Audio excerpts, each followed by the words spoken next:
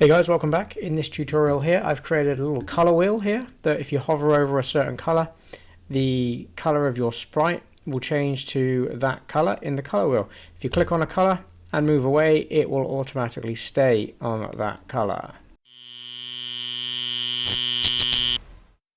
So to get this working, I have a few game objects in play. I've got a color wheel, which is a sprite with 4 animations, and in each corner I've created a different color. If you wanted to add more colors to this, you could just section out more little colors of the color wheel and you'd have more animations on the right here. I've just done 4 to keep it simple. I've got a player sprite, and the player sprite has the set color effect on it. The set color effect is defaulting to yellow, but you can set that to literally whatever you want to default to. It doesn't really matter at all. It'll still work the same way.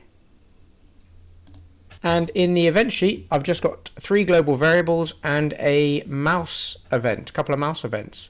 So I've got a global variable that controls the R, B, and G, and that is the color of the sprite. If you look down here on the left and you click on RGB, you can also click on HSL or hex. This basically gives a numeric value to the red, green, and blue elements of that color. Alpha is basically the opacity, so leave that at 255. So based on the color that you want, you can change these numbers at the bottom here.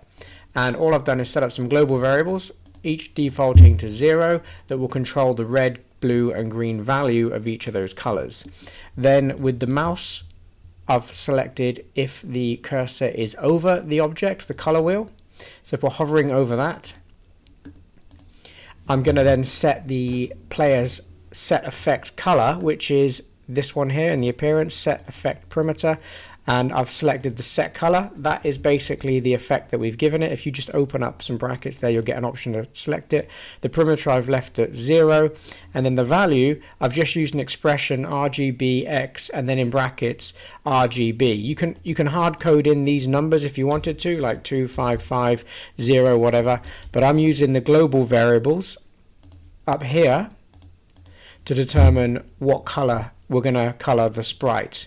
And then I've got a sub event under the mouse color wheel to check whether the animation is red, green, blue, or yellow, and then depending on what we're hovering over, which animation, then we're going to set those RBGs to whatever color I want the color of the sprite to be. And then simply on left mouse button clicked, we just set the color effect, the same one we did before, the set effect perimeter for the perimeter expression 0 to the value of RGBX RGB. And then that will create a nice little color wheel. They don't obviously have to be together. It just looks nice, I think, if you have put them together.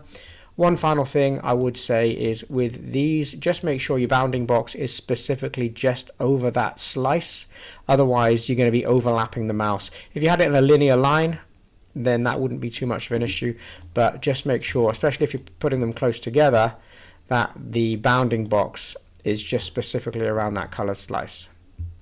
If you found the tutorial useful, then please feel free to give a thumbs up, and if you want to see more tutorials like this quicker than they get to YouTube, then consider becoming a Patreon. And speaking of Patreons, I'd like to give a massive thank you and a shout out to Foozle CC, Murray Lewis, Enmark Games, Jess Matt, Tor Hammock, Alex Anderson, Martin K, Davey Ragnarok, John Allegreza, Dan, Matt Nixon, Jordan Lane, Callum Keane, Simon Babinow, Draven, Ike Rero, Martinez, Chris Massinio, and Drill Moon TV. Thanks so much for supporting the game dev journey, and for more information about what's on offer on the Patreon, there's a link in the description.